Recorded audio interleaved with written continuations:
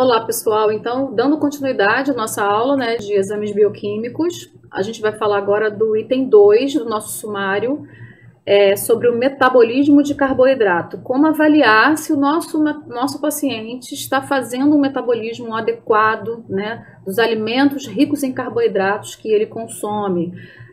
A gente sabe que para que a gente possa estar fazendo, né, toda essa metabolização da glicose, é importante que a gente entenda como está a secreção de insulina e como estão todas as questões relacionadas a essa secreção de insulina do nosso paciente, né? Por isso que eu coloquei no título, né, que a gente faz uma análise da resistência à insulina, porque tudo começa com a resistência à insulina, né? Se a insulina é importante para que eu possa metabolizar a minha glicose, eu preciso avaliar se eu tenho uma sensibilidade adequada à insulina ou se eu estou resistente à insulina, né?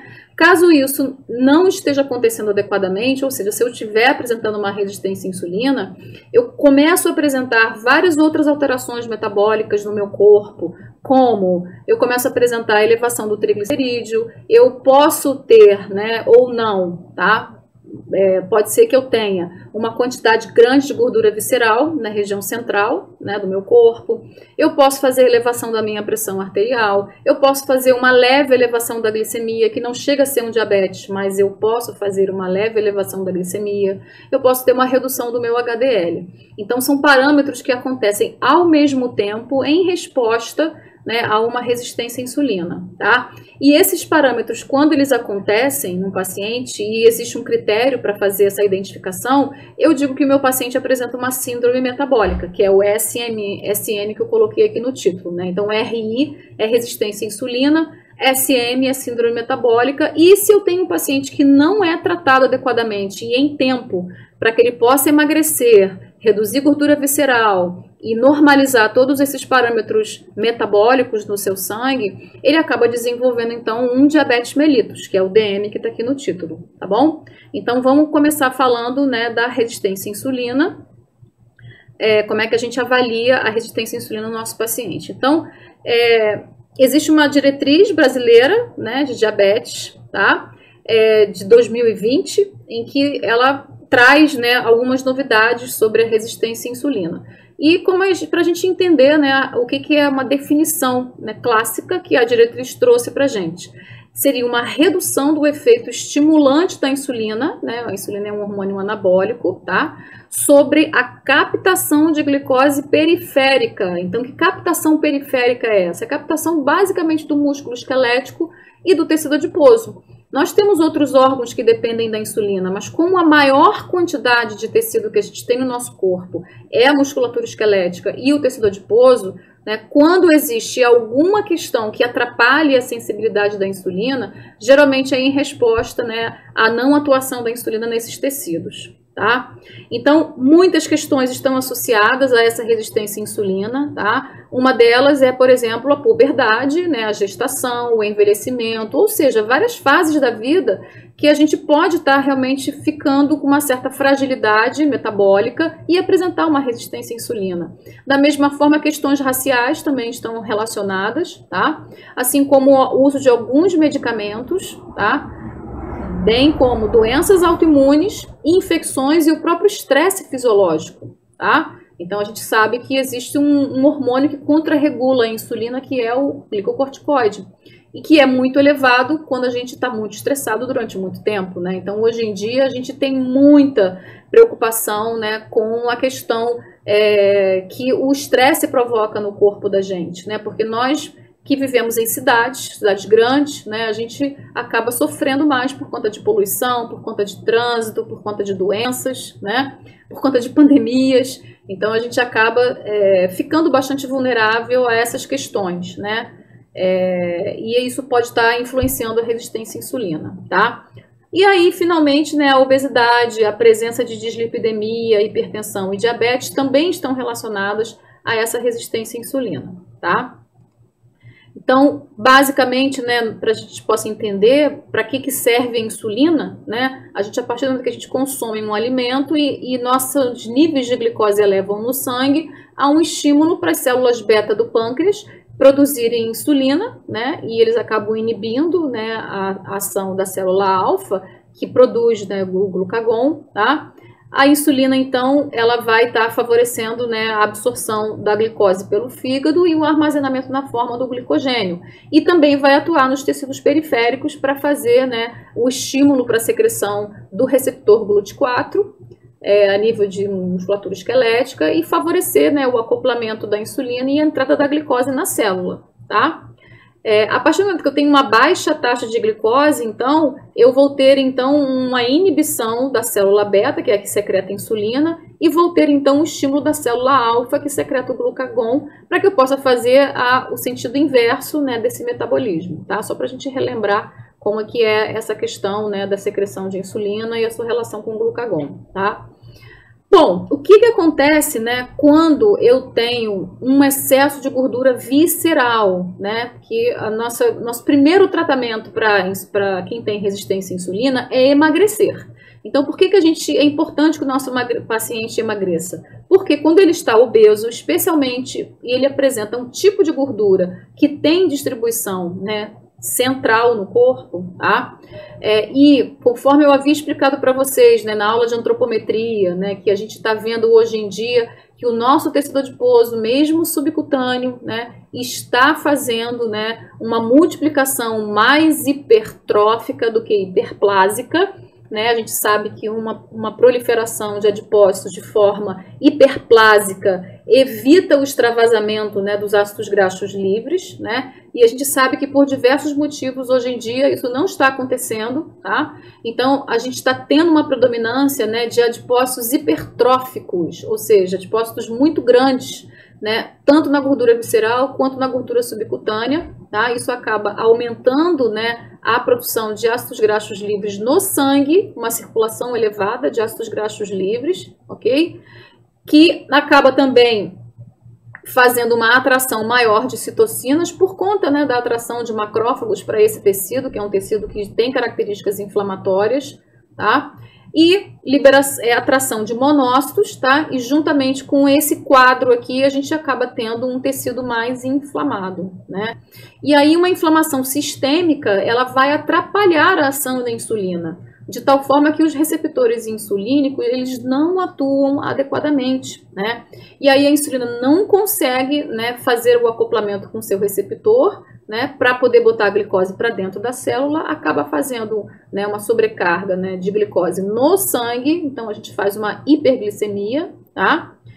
Como não está tendo, né, energia suficiente para dentro dos tecidos, existe um aumento na produção de insulina pelo pâncreas para tentar compensar, né, essa não atividade da insulina que está circulante, tá? Mas a insulina continua não atuando corretamente, tá? O pâncreas passa a produzir mais insulina num sentido de hiperprodução, certo? E aí a gente tem um estado, né, durante algum tempo de hiperinsulinemia e hiperglicemia até que esse paciente apresente, né, uma falência no seu pâncreas, tá? Na ação pancreática. Então, como é que a gente vai avaliar a resistência à insulina? Tem várias formas de a gente avaliar a resistência à insulina, tá, gente? Uma delas, que eu vou mostrar várias agora, uma delas seria através do teste de tolerância oral à glicose. Depois de 8 a 12 horas de jejum, coleta-se o sangue do paciente e após ingestão oral, em 5 minutos, tá, de solução contendo 75 gramas de glicose, né, em 300 ml de água. As coletas são feitas em todos esses tempos aqui, para que a gente possa determinar a glicose e insulina. Então é importante a gente fazer a curva tanto de glicose quanto de insulina, ok? Então, como é que a gente vai interpretar? Existe uma sugestão do Revan, que é um autor que trabalha, foi ele que criou a definição da síndrome metabólica, tá? O Gerald Revan. Okay? Então, em 2009, ele fez essa publicação para esse tipo de teste, tá? Em que em 60 minutos, né, da ingestão dessas 75 gramas de glicose, a gente deveria ter um valor menor do que 140 miligramas de glicose por decilitro e insulina deveria ser menor do que 60, tá? E em 120 minutos, a glicemia tem que ser igual à basal, ou seja, A insulina secretada tem que dar conta de estar baixando essa glicose, botando para dentro da célula, né, e reduzir, ou seja, tem que ser igual a basal, tá? E em 120 minutos a insulina deverá cair também, né? Porque depois que ela faz a sua ação, existe uma depuração da insulina, né, da circulação, tá? Algo muito importante que está sendo destacado aqui pelas setas, né? A insulina de qualquer tempo não deve exceder 10 vezes o valor de jejum. Então, por exemplo, uma insulina basal de 5,2 microgramas unidade por ml nunca deve ultrapassar 52, ou seja, 10 vezes mais, tá bom? Em qualquer tempo, tá? E aí, acho que é interessante a gente lembrar, né, que por que esse teste é importante para a gente fazer e por que ele é mais interessante do que a glicemia de jejum. Que muitas vezes a gente vai fazer uma glicemia de jejum no paciente, ela está normal, e o paciente ele é diabético, o paciente está obeso, o paciente é dislipidêmico, às vezes ele tem resistência à insulina e a gente está vendo uma glicemia de jejum normal, né? Então, para que a gente possa estar vendo aqui, olha, o ponto zero de 3 situações que seria, né, uma glicose pós-prandial em pacientes normais, pré-diabéticos e pacientes, né, pré-diabéticos e diabéticos, tá? Veja que no início os 3 estão muito parecidos, né? O que vai fazer a diferença é a resposta, né? A resposta em função do tempo, né? Então veja que quem é normoglicêmico acaba fazendo uma elevação muito suave, né, da glicose no sangue, né? Quem tem uma intolerância à glicose acaba fazendo uma elevação bem elevada, bem expressiva, né? E quem é diabético, mais ainda. Por quê? Porque existe uma dificuldade, né, do acoplamento da insulina com seu receptor, ou existe uma falta de secreção de insulina, tá? Então, é o teste ideal e muito melhor, né, do que a glicemia de jejum para que a gente possa estar avaliando a função, né, da secreção da insulina em relação à glicose que a gente está consumindo, tá? E aqui a gente tem alguns exemplos, tá? Então, deixa eu botar aqui para cá. A curva de glicose, por exemplo, a glicose basal, o paciente deu 91 mg por decilitro. Tem que ser menos do que 99, beleza, esse paciente está tranquilo. Se eu fosse avaliar um paciente só com esse valor, eu ia dizer que ele está muito bem, obrigado, né? Mas a partir do momento que eu faço a curva de glicose, veja nos 30 minutos, 60 minutos, 120, veja de 91 passou para 159, né? Tem que ser abaixo de 120 nos primeiros 30 minutos. E depois de 1 hora, 200 miligramas, tem que ser menor do que 140, né? E depois de 120 tem que ser igual a basal, ele só conseguiu baixar um pouco, né? Então é um paciente que ele está com comprometimento, né, na secreção de insulina em função da quantidade de glicose que ele está consumindo, tá? Da mesma forma, a insulina, vamos ver, a insulina basal foi 5,2, deveria ser menor do que 15, beleza. Então, se eu estou com insulina de jejum, glicose de jejum, eu não vou identificar nada nesse paciente. Mas quando eu faço a sobrecarga da glicose, aos 30 minutos, ó, a insulina passou para 187, deveria ser menor do que 150. Passou para 74 com 60 minutos, né? Deveria ser menor do que 60. E a gente vai usar aquilo, né? Em qualquer momento, ela não deveria ser 10 vezes mais do que a basal. Então, vejam que em 2 pontos aqui, no 30 minutos e no 60 minutos, ela está, aqui está bem 10 vezes mais e aqui está também um pouco mais, tá? Ela começou a reduzir depois de 120 minutos, ok? Que deveria ser menor do que 40. Então, é uma forma da gente estar detectando a alteração na secreção de insulina desse paciente, né? Bom, um outro parâmetro que a gente usa, tá? Um outro teste que a gente usa é o ROMA, que na verdade é um cálculo, tá? Então, o ROMA é um modelo matemático, tá? De avaliação dessa homeostase, né? Para a resistência à insulina, tá? Por isso que a gente chama de ROMA, que é Homeostasis Model Assessment, né? Que assessment é avaliação. Nutritional Assessment é avaliação nutricional, né? Então, assessment é um termo muito utilizado, né, nos artigos em inglês quando a gente está tratando de avaliação, né? E IR é porque é de Insulin Resistance, tá? Então, o ROMA-IR é um modelo para avaliar a resistência à insulina. É um modelo bastante famoso, né? A maioria dos exames podem trazer isso com muita facilidade, tá?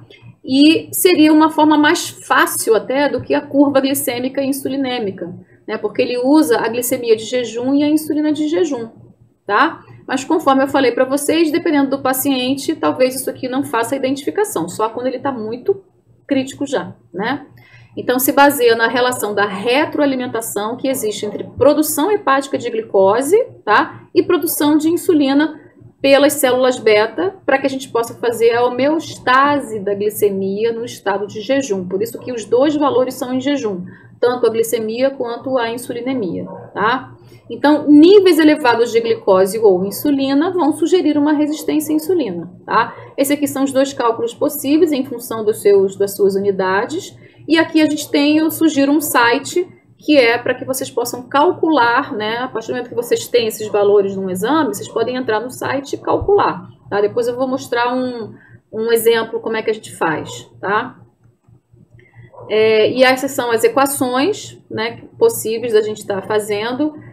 Um exemplo aqui que eu coloquei. Então, eu tenho um paciente com insulina de 5, com uma glicemia de 5, ambos de jejum. Lembrando que o jejum não é muito bom para estar captando isso, né? Mas, enfim, se a gente só tiver isso, vamos tentar identificar e fazer sempre acompanhando o paciente, até que a gente possa estar pedindo outro tipo de exame, né?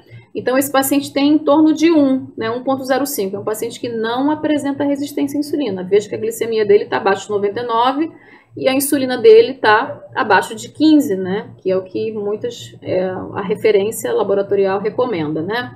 Agora, a partir do momento que eu tenho um aumento de 5 para 13, tá? E de 85 para 98, né? Numa situação em que a própria glicemia estaria até normal, mas quando eu coloco na equação, né, essa glicemia em função da quantidade de insulina, ou seja, eu tive que secretar muito mais insulina para poder estar mantendo essa glicose, né, normal, tá? Então, nisso a gente já começa a identificar alguma resistência à insulina, né?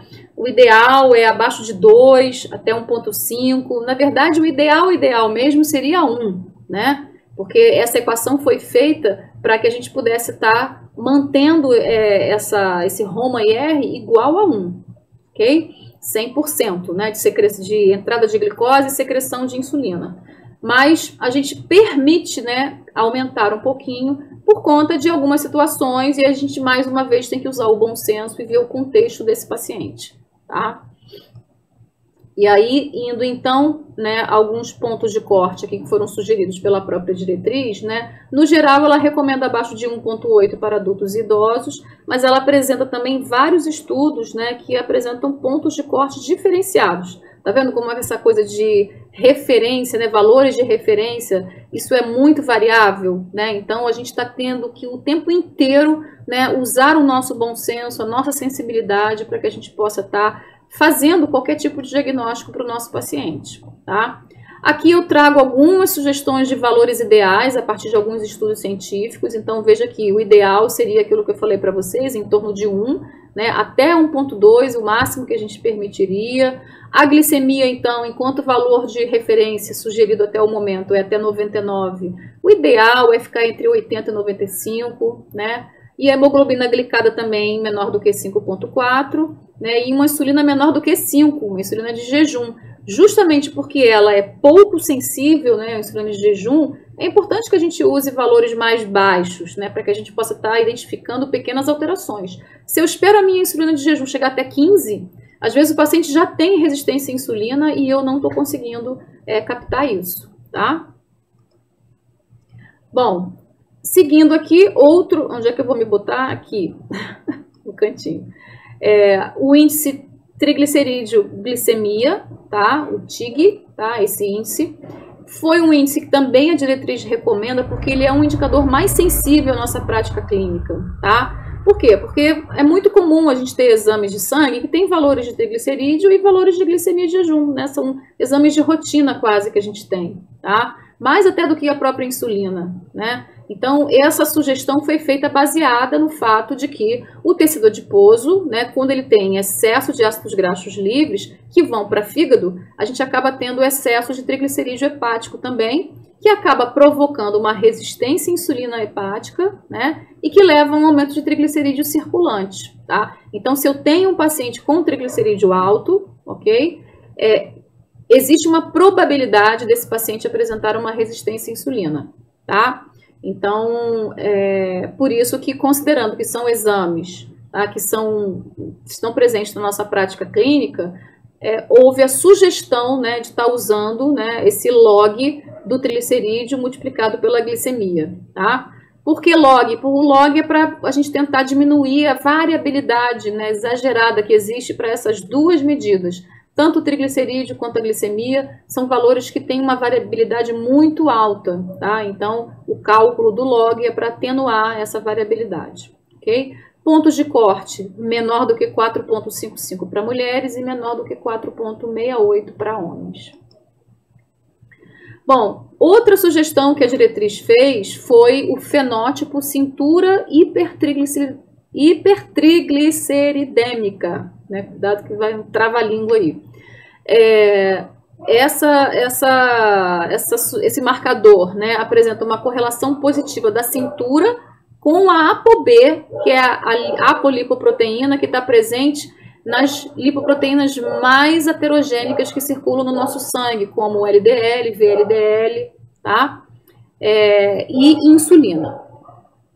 Existe também uma correlação positiva do triglicerídeo elevado com uma LDL pequena e densa, tá? Então, na parte de saúde cardiovascular, eu vou explicar para vocês como é que a gente pode supor que um indivíduo que tem um triglicerídeo acima de 170, tá? Ele pode estar apresentando uma LDL pequena e densa, e são essas lipoproteínas pequenas e densas que entram no nosso endotélio com mais facilidade e acabam formando, né, a placa de ateroma, tá?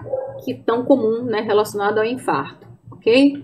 Então, a sugestão, né, desse marcador, né, leva em consideração isso. Se eu tenho gordura visceral e se eu tenho triglicerídeo elevado, tá? Provavelmente eu vou estar apresentando alguma resistência à insulina, ok? Então, para homens, né, que tenham cintura maior ou igual a 90 e triglicerídeo maior ou igual a 177, provavelmente, é tudo probabilidade, né? Provavelmente eles apresentam uma resistência à insulina. É uma forma indireta de eu estar, né, chegando a essa informação sem estar dosando, sem fazer, né, uma análise da insulina e nem fazer a curva de insulina, porque tem muito paciente que não se sente bem fazendo esse tipo de exame, tá? Mulheres, então, maior ou igual a 85 centímetros, com um triglicerídeo maior ou igual a 133, tá? Então, esses são os pontos de corte.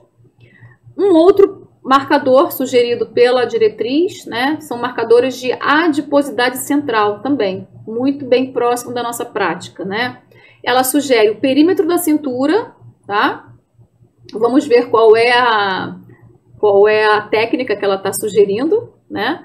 E o diâmetro abdominal sagital, que ele é feito, né, com um equipamento que é um paquímetro, para avaliar a altura do abdômen, né? Eu vou mostrar uma fotinha para vocês como é que é isso.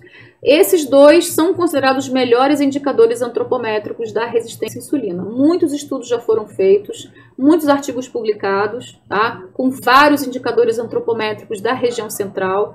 E esses dois foram os que mais tiveram relação com a resistência à insulina, tá? Mas outros também têm sido sugeridos, como a relação cintura-altura e o perímetro do pescoço, aquele que eu já tinha mostrado para vocês, tá? Então aqui eu vou mostrar algumas técnicas para vocês. Esse aqui é a circunferência, né? Ela chama de circunferência cintura, que é o perímetro da cintura, tá? Aí ela coloca algumas considerações, né, de como fazer a aferição. Provavelmente aqui, né, ela não colocou a técnica, mas aqui nesse site ele deve estar falando, e se não me engano, pelo texto que eu li, é a região média entre a última costela e a crista ilíaca, tá? Mas eu acho que ela vai mostrar uma tabelinha depois mostrando essas técnicas, tá? Aqui é o diâmetro abdominal sagital, tá? Que a gente faz com a medida, né, de um paquímetro, tá? Então o paciente fica deitado e a gente coloca, né, a parte móvel, na parte de baixo fixa, a parte móvel por cima do abdômen e vai apertando até encostar aqui na barriga, tá? Então esse é a técnica. A outra é a relação cintura-altura, né? Só medir a cintura, medir a estatura, tá? E colocar aqui nessa equação, dividir a cintura pela estatura, certo? A outra seria a circunferência do pescoço, né? Todas elas têm site aqui para mostrar, tá? A técnica direitinho. E as considerações feitas pelas diretrizes, né? deixa eu ver aqui as considerações que ela colocou para a medida da cintura. Ó. Requer necessidade de remoção das roupas do local de aferição. Existe dificuldade de determinar proeminências ósseas para a definição dos locais anatômicos em indivíduos com acúmulo de gordura na região abdominal. Então, tudo aquilo que vocês já me colocaram, né, de dificuldades, ele está pontuando isso, né? Isso é importante para que vocês possam estar escolhendo, né, de acordo com a técnica que vocês aprenderam, a técnica que vocês conseguiram fazer melhor e de acordo com a situação do atendimento de vocês, colocou 4 opções aqui para vocês estarem escolhendo, tá? Então aqui, ó, ele sugere também pontos de corte, tá? E ele sugere também a técnica de aferição, né? Então vejam que a maioria é aqui, ó, só nível umbilical, mas todas as outras é ponto médio entre a última costela e crista ilíaca, tá? Então vejam que essa é quase unanimidade, né, de técnica para que a gente possa estar identificando, né, a melhor quantidade de gordura visceral, certo? E aqui também para mulheres, né, o slide anterior foi mais para crianças e aqui para homens e mulheres também teve uma referência que sugeriu o nível umbilical, né, que é o perímetro que eu chamei para vocês de perímetro abdominal, né, e os outros é o perímetro da cintura mesmo, tá? Mais outros estudos, tá? Para a gente estar vendo.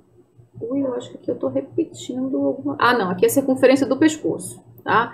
Então a circunferência do pescoço também ele coloca a técnica, tá? Ó, base do pescoço abaixo da cartilagem cricoide, tá? Ponto médio do pescoço, tá?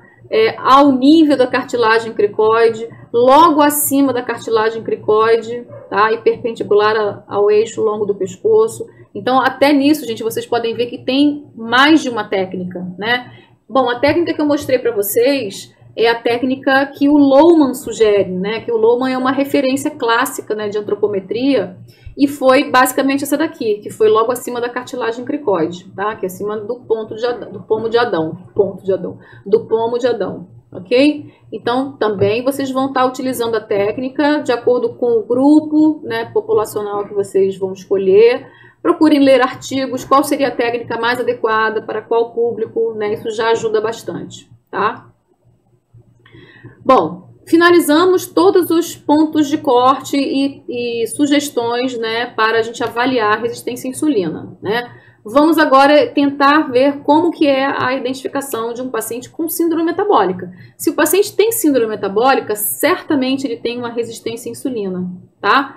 Mas por isso que eu não preciso estar fazendo esses outros exames. Basicamente, eu preciso só fazer o critério da síndrome metabólica, tá? Então, existem 3 critérios para síndrome metabólica. O critério mais utilizado até hoje é o do NCEP, tá? Que ele é da data de 2001, certo? E ele sugere, né, que das 5 alterações que geralmente o paciente apresenta, né, com síndrome, dentro da síndrome metabólica, se ele tiver 3, ele é já considerado como um paciente com síndrome metabólica, tá?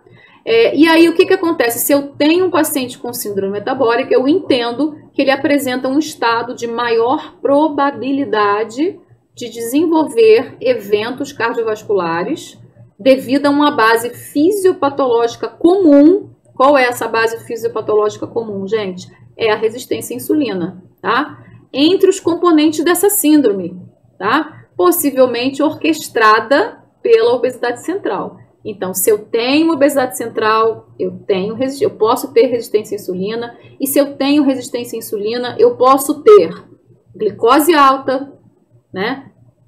Triglicerídeo alto, HDL baixo, circunferência alta e pressão alta. Eu posso ter os 5, mas se eu tiver apenas 3, eu já sou considerado com síndrome metabólica. Tá bom? Então, aqui tem todos os pontos de corte. A minha sugestão é que vocês usem o NCEP. Por quê? Porque a maioria dos estudos que avaliam síndrome metabólica, eles fazem, né, o diagnóstico dos seus pacientes através da aplicação desse critério diagnóstico aqui. Tá bom? Bom, síndrome metabólica, então, já conseguimos, né, identificar, tá? Como é que a gente faz, então, o diagnóstico de diabetes? Tá? Então, o que é diabetes? Rapidamente, vocês vão aprender isso em clínica, né? É uma doença, é um distúrbio caracterizado por deficiência na produção de insulina ou na sua ação, ou ambos, certo? Então, o que é interessante a gente ver? Se o paciente, por exemplo, tem deficiência na produção de insulina, tá? Pode ser por conta de algum problema autoimune, né? Ele já pode estar produzindo vários anticorpos, certo?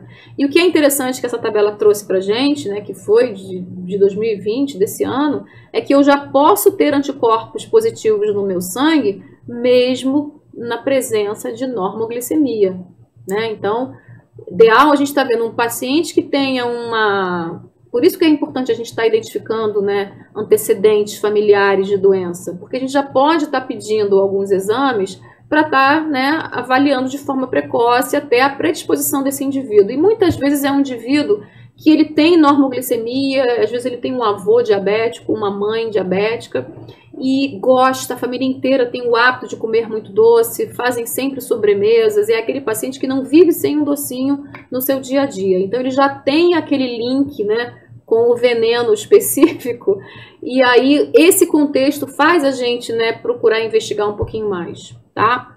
E aí, olha, no estágio 2, então, o paciente tem níveis glicêmicos alterados, tá? E só no estágio 3 aqui, que o paciente vai realmente apresentar, né, uma hiperglicemia. Esse estágio 3 é quando ele tem os sintomas presentes. Mas, ó, sem sintoma, desde o início, ele já está apresentando a presença de anticorpos no seu sangue, certo?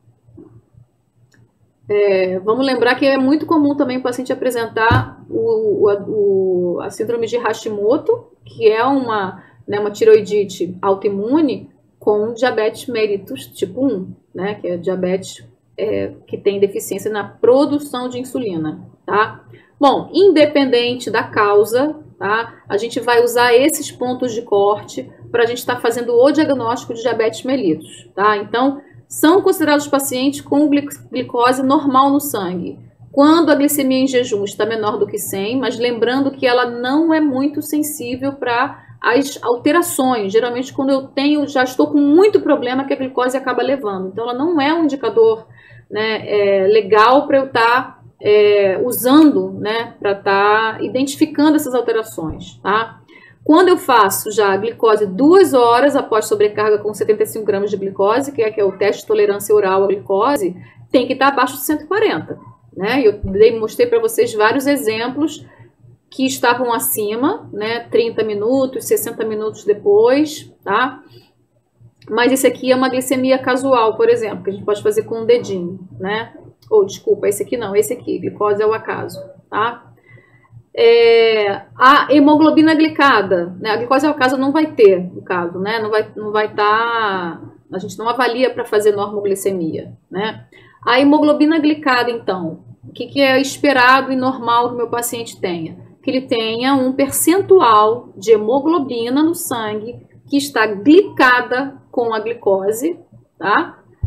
Menor do que 5,7, tá? Isso que é o ideal, ok? Então, todas as vezes que eu faço uma hiperglicemia, a minha glicose, ela pode se juntar, né, a outras proteínas circulantes. Ela pode se juntar com o LDL e ela pode se juntar com as minhas hemácias. Dentro da hemácia, a hemoglobina, certo? Então, a gente também usa porque é um indicador mais estável. Por quê? Porque a hemácia dura 120 dias, né? Então, eu entendo que há 120 dias, essa aqui era a média, né, da glicemia desse paciente, tá? Ok. Então, quando eu já tenho pré-diabetes ou risco aumentado para diabetes, tá? Eu vou ter o que a gente chama de intolerância à glicose, né? Eu faço a análise de jejum, vai estar entre 100 e 126, ok? Quando eu faço esse teste com 75 gramas de glicose, tá? Fica entre 140 e 200, ok? Não uso a glicose ao acaso para fazer essa avaliação. E a hemoglobina glicada, ela fica maior do que 5,7, mas fica menor do que 6,5, tá?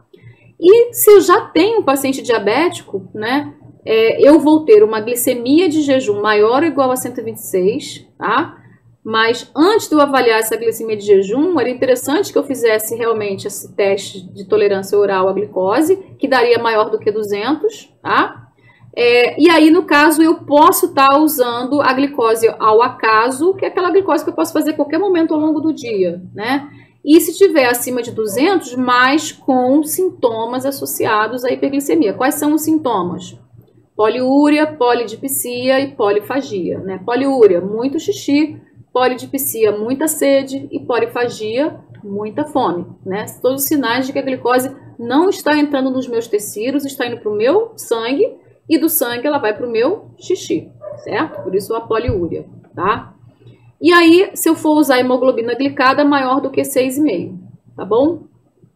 Vocês vão ver em clínica, de acordo com cada particularidade de outras doenças que vão acontecer, vão determinar a escolha desses exames aqui, ok? E aí, gente, a gente vai para o nosso exemplo, né? O nosso caso clínico, para a gente estar vendo a aplicação numa situação específica, tá? Como é que a gente vai ver? Então, peguei um paciente obeso com diabetes mellitus tipo 2, tá? É uma mulher de 53 anos, ela já usa, né, a metformina, tá? Que é um medicamento que ele atrapalha a absorção da glicose, tá? Ela toma 2 vezes ao dia há 5 anos, ok? Então, resultado dela, glicemia de jejum 95, normal, né? O ideal é abaixo de 95, ela tá 95, né? Glicose de jejum não está me dizendo muita coisa, né? A referência abaixo então de 99, a referência tradicional, aí que ela está normalzinha mesmo, né? Não tem problema nenhum pela glicemia de jejum. Fazendo o teste de tolerância à glicose, depois de 60 minutos, né, deu um salto, né, para 261, tá? Então, ó, o ideal seria menor do que 140, né, nas duas situações. A insulina de jejum estava 7,5. Não está muito alta, mas também, né, o ideal é que ela estivesse abaixo de 5. Pela referência tradicional, ela está normal, tá? E aí, quando a gente vai ver a insulina de 60 minutos, pulou, deu um salto para 102. Desculpa. Deu um salto para 102, né? E ela deveria, de forma ideal, ser menos do que 10 vezes a basal. Ou seja, se a basal é 7,5, tinha que ser até uns 70, 74, por aí. Foi 102, então foi muito, né? E pela referência foi menor do que 60. Então, somente eu pude observar que essa paciente, ela não está, né? A metformina não está funcionando para ela ainda, né? Talvez outras questões a gente precisa trabalhar com essa paciente, talvez até um emagrecimento, né? Que a gente está vendo, né, que ela não está com um metabolismo adequado, né, da sua insulina e da sua glicose. E se a gente fosse usar somente a glicemia de jejum e a insulina de jejum, a gente não ia ter ideia da magnitude dessa alteração, né? Porque 102 de insulina é muito alto, né? Olha aqui, até para referência, né, o usual tá o dobro, ok, gente? Então aqui fica um exemplo, né, de uma análise que é importante muitas vezes a gente está fazendo outros exames complementares a essa glicemia de jejum e a insulina de jejum também, tá bom? Então a próxima aula então vai ser metabolismo de proteínas, que a gente vai falar de função hepática e renal. Até lá, queridos!